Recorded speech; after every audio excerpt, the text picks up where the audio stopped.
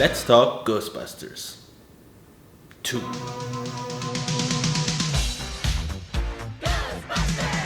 Set 5 years later, the sequel to the original Ghostbusters brought back the cast we all know and love for a second adventure, this time involving a river of pink slime and a haunted painting.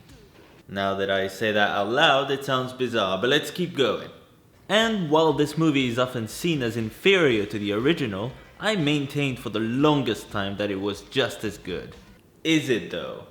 Rewatching it again recently, I started to understand why Ghostbusters 2 gets a bad rep. Now don't get me wrong, I still kinda love this movie, but I can definitely understand why some might not like it as much as I do. For one thing, the plot is a bit of a stretch, even compared to the whole Zool and Gozer thing. I mean, I like both main ideas, the slime and the Vigo painting. I'm just not convinced they make sense together as part of the same story. The whole thing about how the slime is fueled by negative vibes almost sounds like the basis for a preachy, self-help, religious propaganda film somehow. Like how you can defeat your demons just by being good and happy all the time. Who wrote this movie? Bill and Ted? Having said that, I love Vigo as a villain. He is genuinely intimidating. Plus, Peter MacNicol is so much fun as his disciple Janusz. That voice, that accent, that haircut, that face he makes, it's a hilarious performance from start to finish.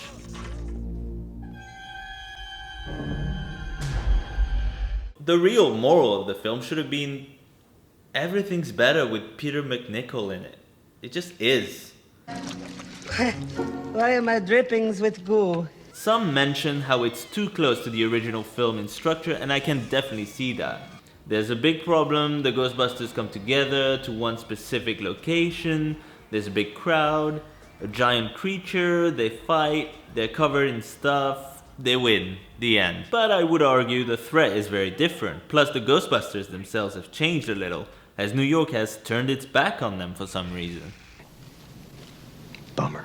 Did everyone just collectively decide to forget what happened 5 years ago, like it's the ending of Sphere or something? Plus, did the Ghostbusters really catch all those ghosts from the first time? I don't know. Everyone is still great in their respective roles, and seeing what the team has been up to lately is like visiting an old friend. Kinda awkward at first, but ultimately really awesome. Having Peter Venkman host a cheesy TV show makes perfect sense. The fact Winston and Ray are resorting to kids' birthday parties to make a living is pretty funny. And Egon's new surprisingly sadistic experiments shows a darker side to Harold Ramis' character, and I love it. Let's see what happens when we take away the puppy. So I mentioned that the connection between Vigo and the slime is kind of a stretch, and I think that becomes very obvious when you realize that Sigourney Weaver is conveniently connected to both stories. She works for Janusz at the museum, plus she's got slime coming out of the bathtub. Yuck, somehow that effect is still disturbing. The MacGuffin here is Dana's baby, as Vigo wants to be reincarnated through it, but it's like, why that baby? Why isn't he trying to steal other babies during the movie? If the River of Slime can access any house or apartment in New York, why not just steal any baby? Doesn't that sound nice? If Vigo can turn Janusz into a ghost somehow and have him fly across town, then how come he can't just get any baby he wants? I know Janusz likes Dana, but come on. Why would Vigo give a crap? Sorry, that was a bit of a rant, but I still love this movie, but it's testing me. Another thing I noticed is a bit disappointing is the music. You can really tell this was made in the late 80s because they tried to update the soundtrack and it all sounds a bit too 90s for my taste. I just wish they'd stuck with the traditional score and the original Ghostbusters theme. That's really all you need. I should point out that there are still a lot of things I really like about this movie. For one thing, you've got Louis becoming a Ghostbuster and everyone thinking he saved the day, which is awesome. I kinda wish we'd seen Dana and Janine become Ghostbusters as well by the end, but hey, maybe they'll do that in the sequel. Oh, that's right. The whole dancing toaster scene is pretty adorable, as is the fact that Janine and Louis get together in this film. You've got Slimer driving a bus, the awesome Scaleri Brothers ghosts. The train station scene is so deeply embedded in my mind, I used to always think it was part of the first movie. All the slime sequences are pretty cool, and I still love that the Ghostbusters control the Statue of Liberty using an NES Advantage. It's just a very charming and funny movie, which is more than I can say for most sequels. Admittedly, it's far more family friendly than the original, and you never really feel any real threat. I wish Vigo had come out of that painting sooner, and really caused mayhem in the city. You almost didn't need the slime plot, you just needed Vigo going around spreading chaos in the streets of New York.